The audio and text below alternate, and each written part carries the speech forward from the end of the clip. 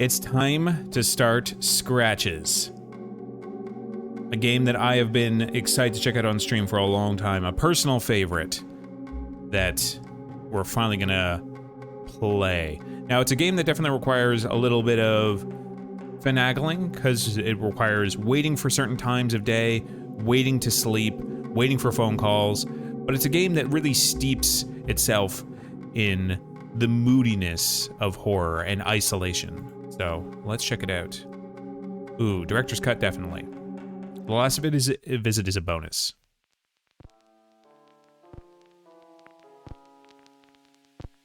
Oh yeah.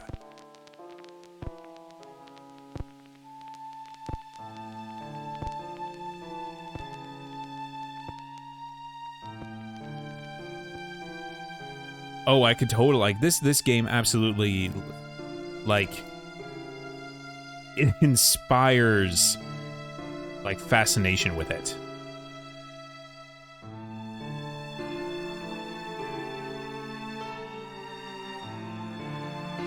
Oh yeah, the big nostalgia pull.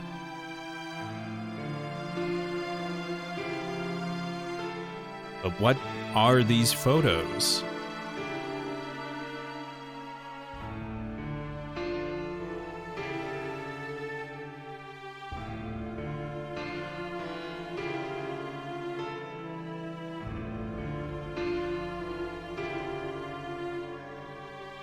It is hugely impressive, also, how small a team made this game. You know, a lot of small indie games get made nowadays, but this one is definitely still very impressive. By today's standards. I arrived at Blackwood Manor one cold Saturday morning amidst a thick veil of fog. The weather didn't look good, and there was an unnatural calm surrounding the area, yet I soon became entangled with the place. Oh yeah. Also, I love the voice acting in this game. The guy who you play as is fantastic.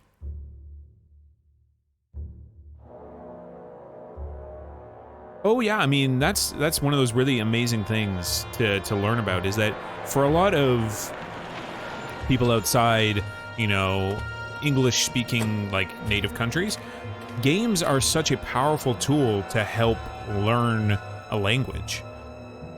And it's probably why, like, a lot of developers now are actually trying to craft games that are specifically designed to teach you languages. All right. Whoa. There we go.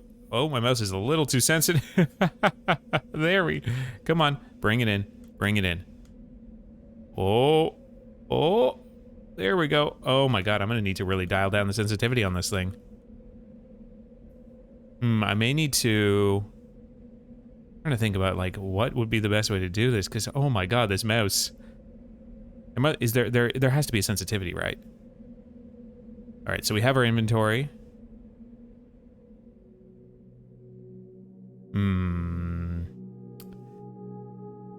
Is there no cursor? There's text speed, camera speed, slow. I think that's what we want.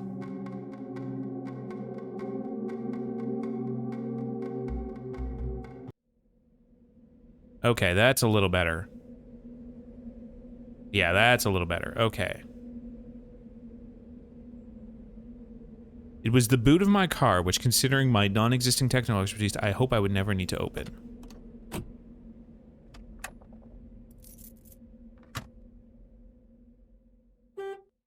Always fun. Okay. Ooh. No, I have the DPI button cranked all the way down. Like, if I turn it up, this is what it's like. It's crazy. This is at its lowest.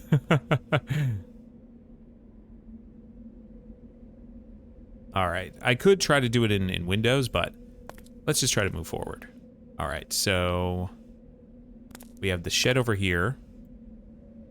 A hefty lock was preventing my entry to the garage. Okay. We're looking for a very heavy metal key if we're ever going to want to go in there.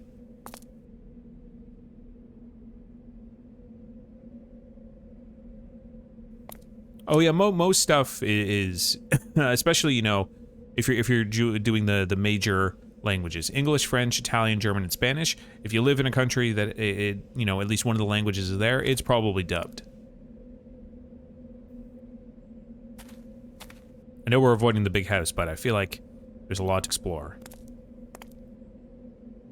Oh yeah, this sensitivity is crazy. It's buck wild. All right. The house was locked. Fortunately, though. Come on. Nope. I want this. Come on. No grab. There we go. With very little effort, the key unlocked the front door. Oh yeah, I love the look of this game too. These pre-rendered backgrounds look amazing still. I mean, that's the power of, the pre-rendered background as an effective visual tool. It's the same thing that makes Resident Evil 1 and 2 and 3 on the PlayStation 1 still look so good.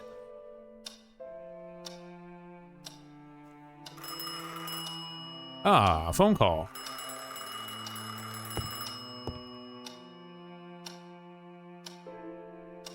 Hello, hello? Michael, it's me. Hey, Jerry. It's good to hear your voice. Our good friend Jerry. Piece of junk you got there is working. My thoughts exactly. I was afraid it'd fall apart as soon as I laid my fingers on it. So how did you find everything? Do you like the place? More or less. Hard to tell yet. I'm very impressed, that's for sure. You sound odd. Is everything okay? Yes, it's perfectly fine. It's just that I'm in awe. I mean, pleasantly surprised. It's a This beautiful is house. like a dream come true. So you do like it? You got me worried there for 1 second. I'm telling you, I'm going to turn this place into a factory of horror stories. You ought to finish that book. Oh, I think it's already a horror story, friend. Sure everything is in order. Well, I just got here. Let me have a look around, and I'll get back to you if I find anything strange. Excellent. I'll talk to you later. All right. So, we got our phone call from Jerry. He's just telling us, hey, how you doing, buddy?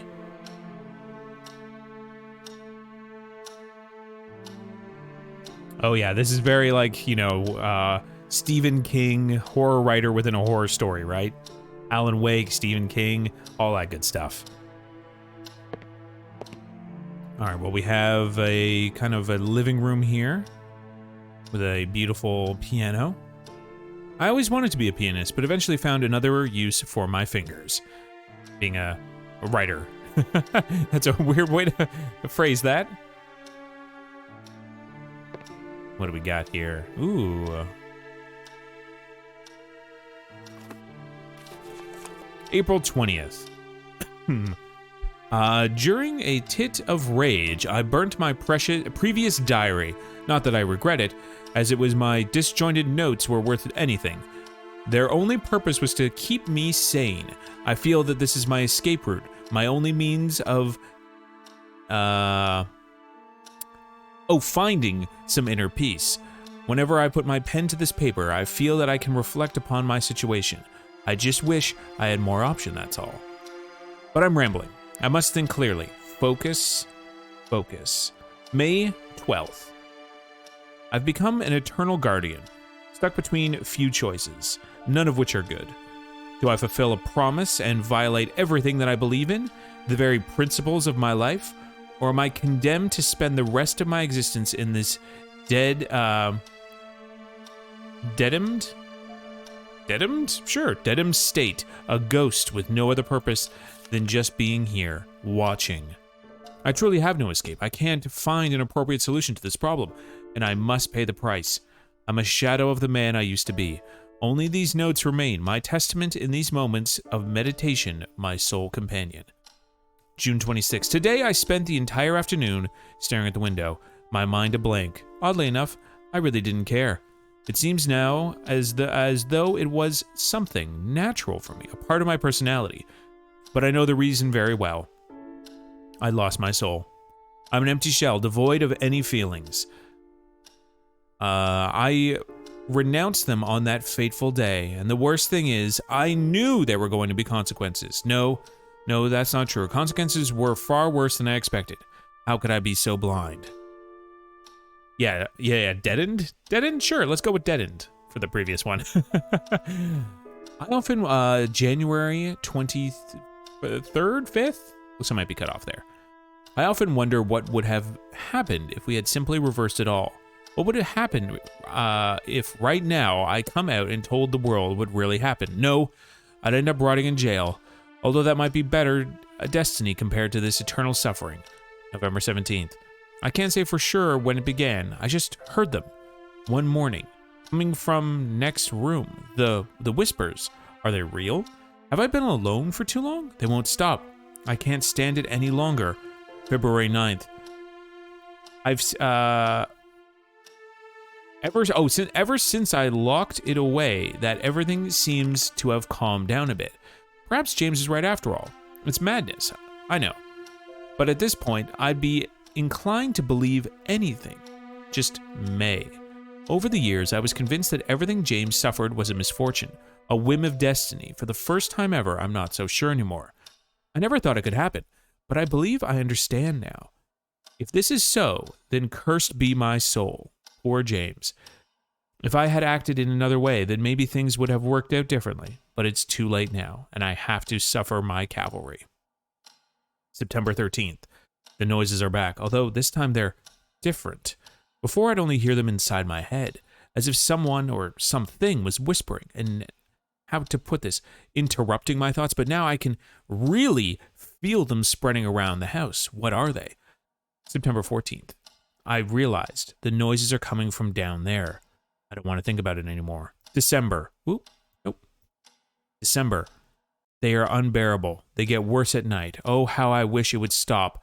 What is going on down there? I don't dare go nearer. I don't want to know. Marchy? God, how many years have passed? I have lost all sense of time. I have to get out of this place.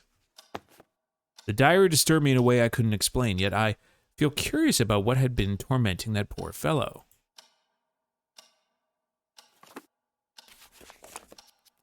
Yeah, that's a diary. I wonder how long that cup of coffee had been sitting there. Oh, don't. You need to pour that out right away.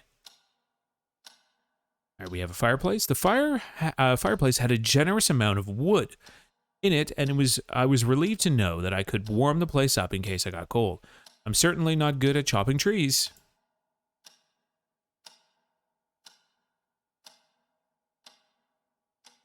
Yeah, like, look at all the detail in this game.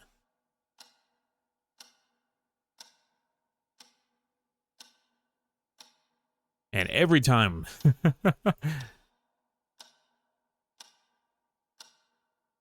All right. Yeah, this camera is wild. That ticking clock is very good. Anything over here? A fancy red clock, which sadly wasn't functioning. There's only one working clock in the whole place, and it's the grandfather clock in the main hallway. It's all gibberish to me. I used to be able to read music real good, but that's a skill I have not had the opportunity to flex. Anything else we want to do? Well, let's check out more down this hallway.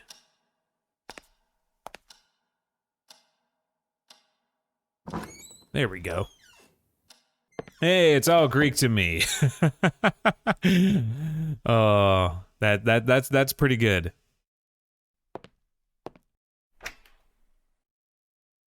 I certainly wouldn't have minded trying those expensive wines, except that nobody would have been around to pace me. All right, we got some trees. I guess that's what happens when you don't water the plant for a long time. Well, yeah.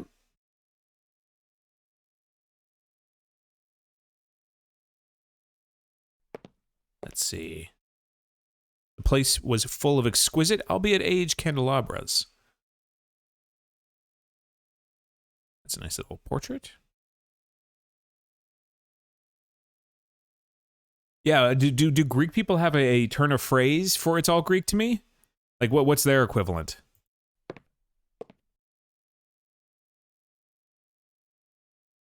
couple of beautiful vases made of shiny glass were standing on the table.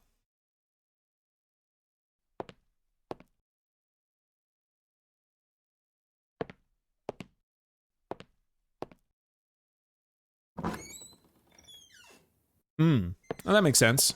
Oh, I have heard that phrase though before. It's all Chinese to me. Yeah. Oh yeah. You can't have an old mansion without a old beautiful globe.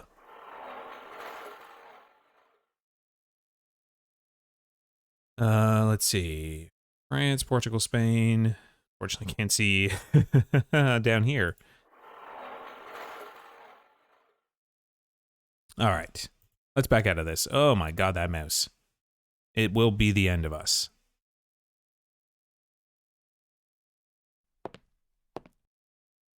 A diploma granting the title of construction engineer to James T. Blackwood. Most of the clocks in the house weren't working. That is very true. Several trophies for remarkable accomplishments adorn the room. At the Mountains of Madness by H.P. Lovecraft. The previous folks had taste, no question about that. I mean, that is a pretty famous horror story. The Grasshopper Lies Heavy by Hawthorne Abdinson. A huge collection of books was impressive. I would have gladly spent days going through them.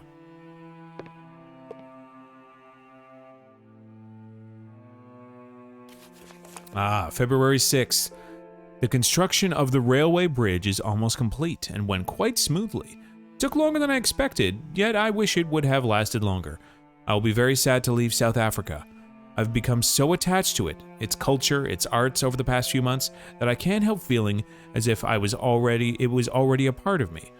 I will surely return someday, soon hopefully, although I'm afraid there is a great deal of work to be taken care of back in Old Britain. Fortunately, I made good friends here who were ecstatic about my new appreciation of their country. They have offered me some wonderful object as a token of gratitude, which I have already crated and got ready to ship, along with many trinkets I bought myself. It looks like I'm about to start a very substantial collection.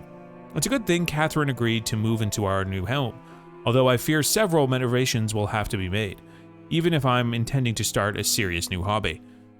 It seems I'll have to get back to work. John Patterson has just told me some natives are causing trouble, a very unfortunate thing, although I'm secretly rejoicing. February 12th, 6 days later, the natives won't leave.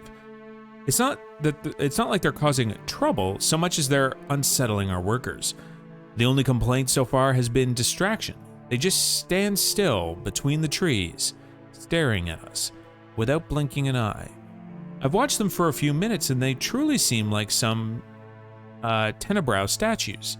At first it was just annoying, but lately it has been downright creepy. They seem to be stalking us. So it's not like they're hindering the construction, but there is a general uneasy feeling as if they're about to jump at us at any moment. I think we'll hire some protection as a measure of precaution. February 15th. Fascinating.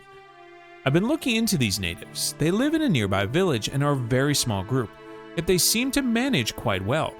I had thought of them as quite an uncivilized tribe, but their movements are calculated, and one can perceive a sense of careful organization in their tasks. Oddly enough, they seem to be very brutish, and their aspect looks awful. Although I couldn't take a good look at their facial features, as I followed one of them completely on my own, and it could have been dangerous getting any closer.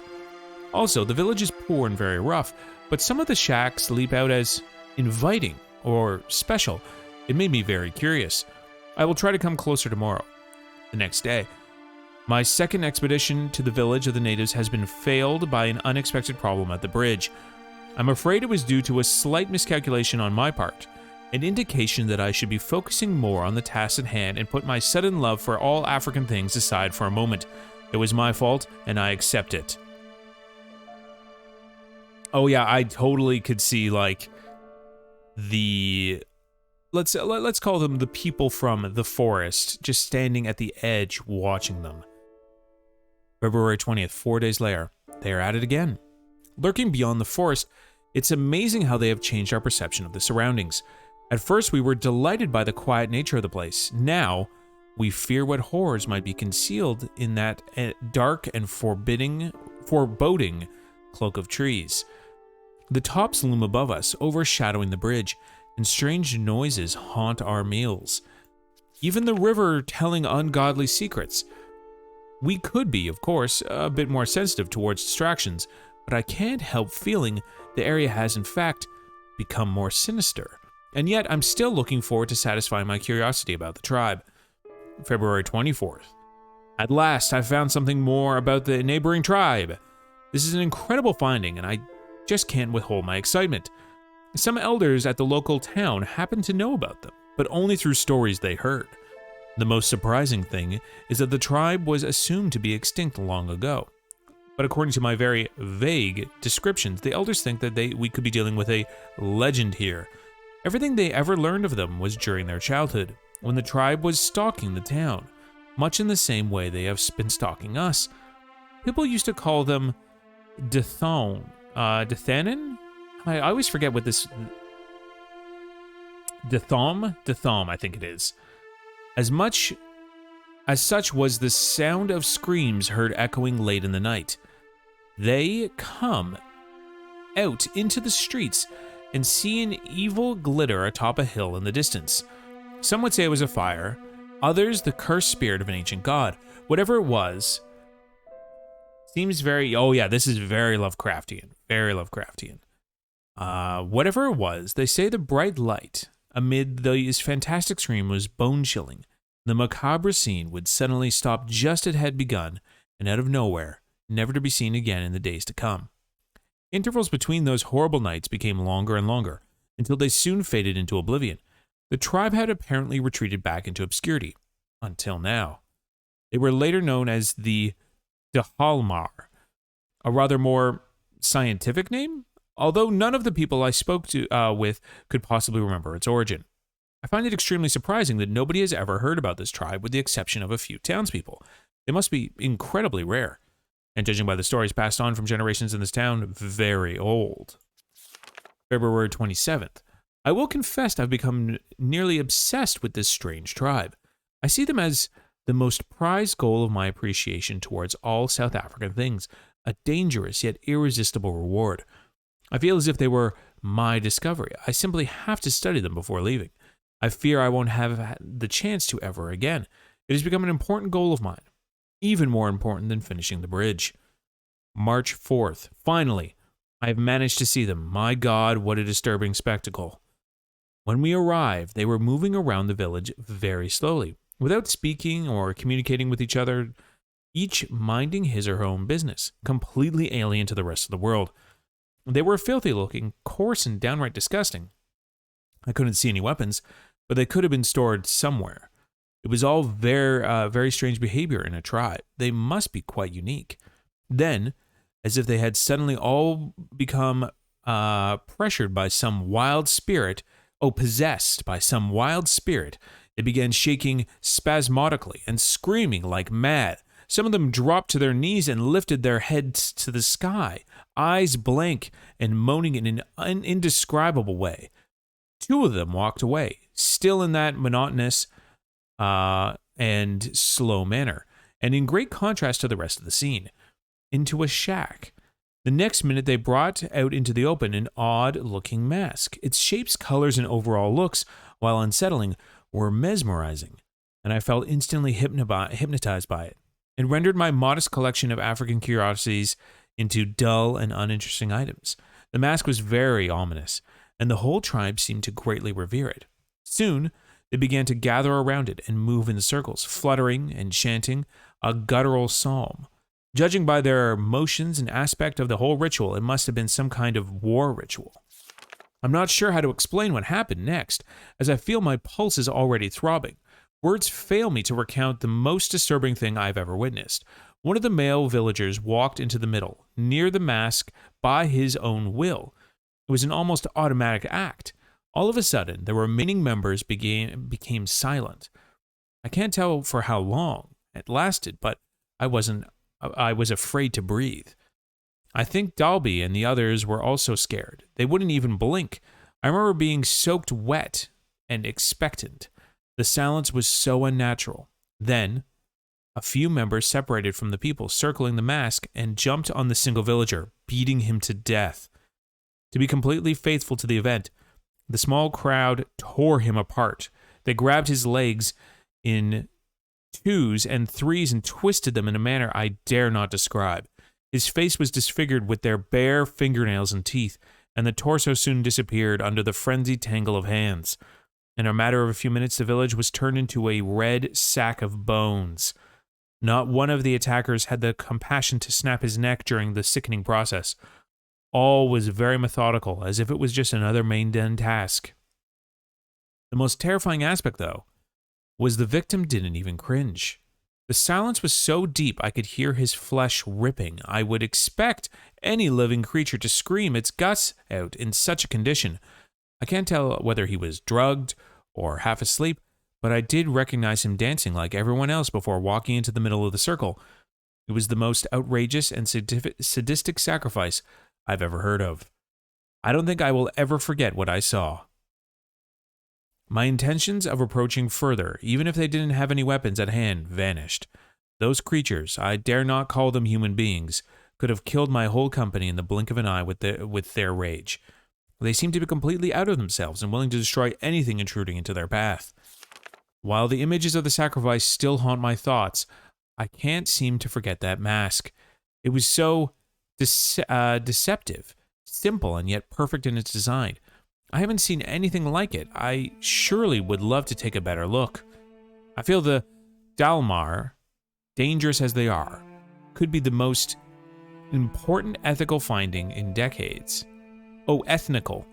What I've seen today is crying for some further investigation. I just can't leave them like that. I would never forgive themselves. And the mask. That mask. Oh, very Junji Ito. Very much so. All right. Nothing in here at the moment. What do we have?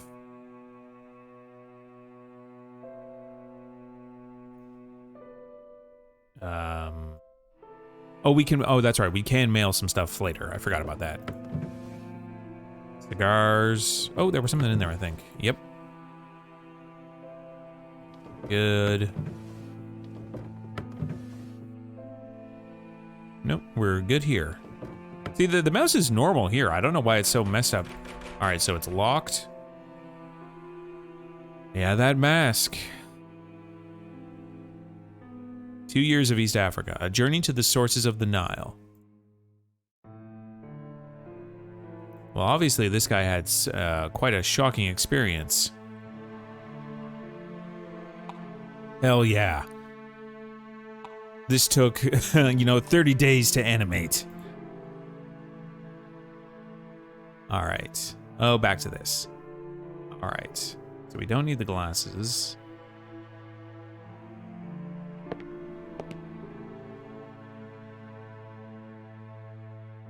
Just a bunch of uninteresting books. The glass was empty. Pity. I could have used a drink. I mean, there's a whole thing of wine in the other room. This place was yummy. Yeah, candelabras, lots of them.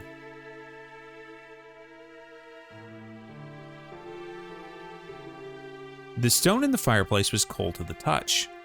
Remnants of a previous fire. Whoa, look at that.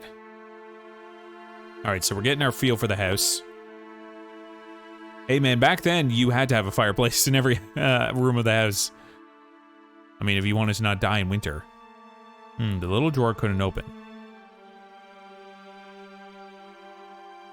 No, smoking can kill you, especially when the cigars are decades old. Oh yeah, those things are, besides very bad for you, probably filled with all kinds of mold. All right, well, that's the library.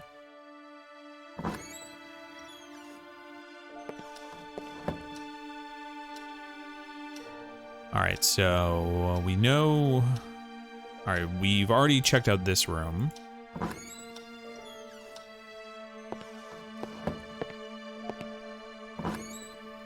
Let's see what else is waiting for us.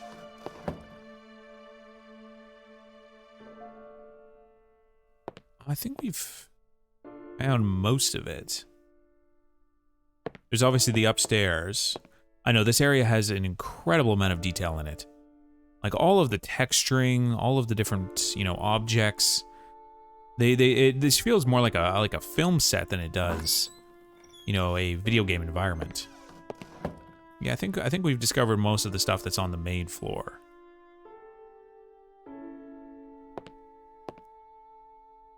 Yeah, this mouse is getting buck wild with us.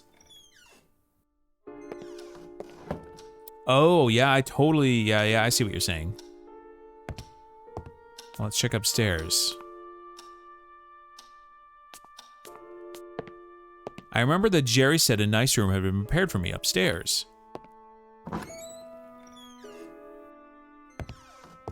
I quickly realized that this had to be my room. It became evident why as I glimpsed the gorgeous view through the huge window. The view was inspiring. Jerry had picked the right room for me. It would be ideal when doing my work. A beautiful oak desk was standing against a window with an extraordinary, inspiring view.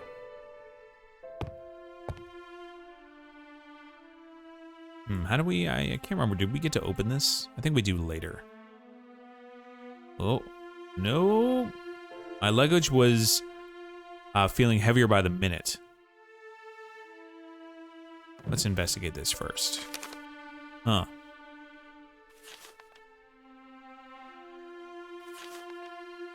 Human anatomy, human development.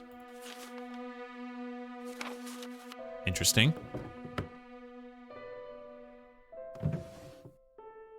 Well, someone's definitely a work drinker. Nothing in the bottom, eh? I thought there was there something there? Come on. Nope, don't want you. Oh, this mess is going to be the end of us. It looked like we might have had a grab there for a second. Guess not. All right, what else do we want to take a look at? A little table could come in handy. All right. The books in the room were rather boring. No horror novels. Unbelievable. Whoever stayed in this room did not love horror. Oh, nice. It even has the mirror.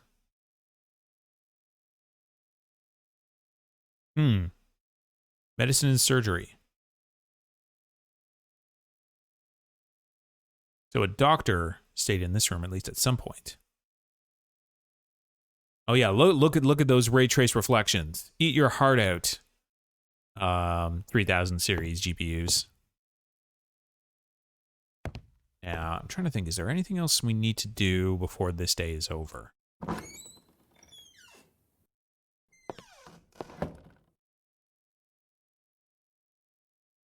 Yeah, I think we're okay. I mean, there is the other hall up here. Let's investigate. Yeah. The game is trying to give me a hint.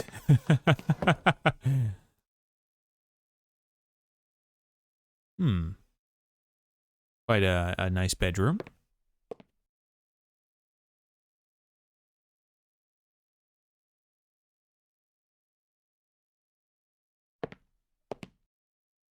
Let's check out the desk. I don't want to go through a bunch of trinkets and perfumes. Hey, you never know what's in here, man.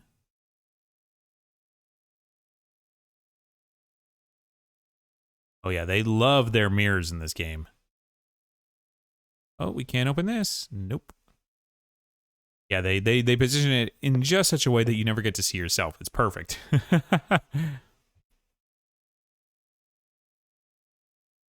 Too fancy for us.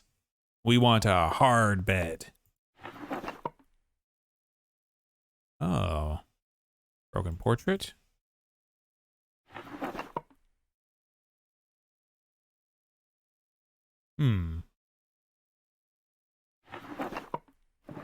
Whoop. Spin us right out. Where we do sick 360s every time we want to close a drawer. All right. Nothing in here for us at the moment, I don't think.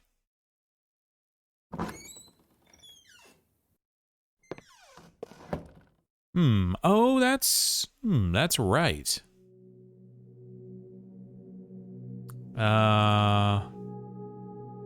Alternate control.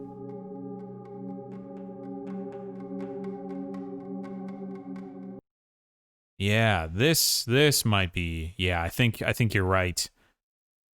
All right, well, let's go back to our room. Obviously, our character is trying to tell us something.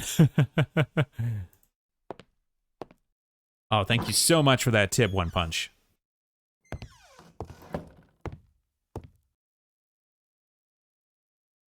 But I would love to put our luggage down. All right. Again, human anatomy.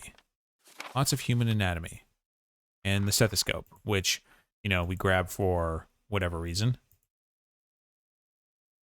I would have swore we put our luggage down right here, right? And where do we put this? Did we put it on? Oh, I think we put it here. Yeah, there we go. Lovely. Ba-ba-da-ba-da. Nothing else here. Yeah, so we are the author of this. Wonderful. So now we know his number.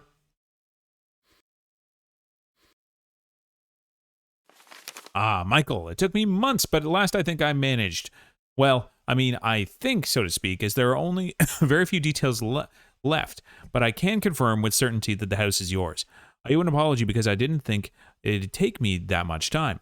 I tell you, I'd have never thought that finding a Victorian house, and no more and no less than in Rothbury, would have been so hard.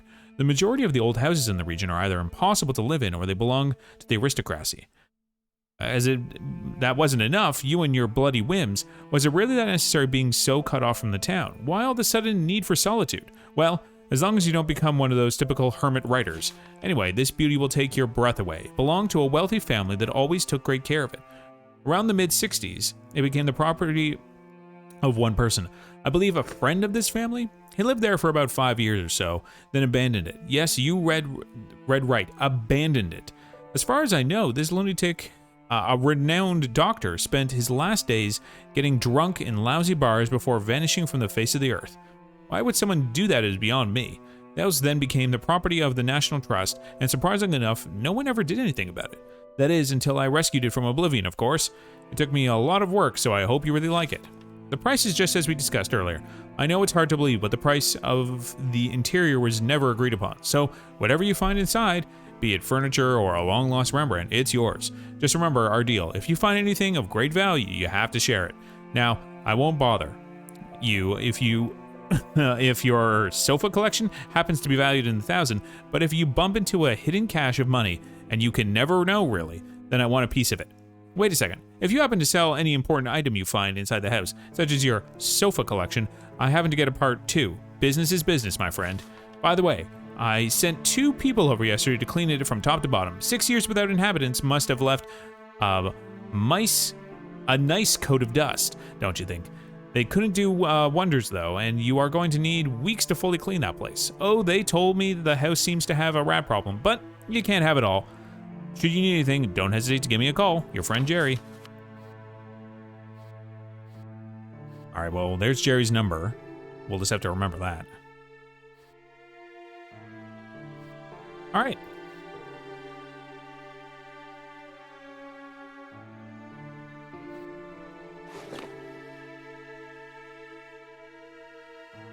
I know.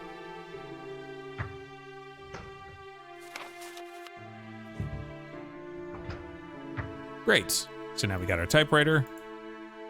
I was eager to start doing some work, but the idea of exploring the place was too tempting.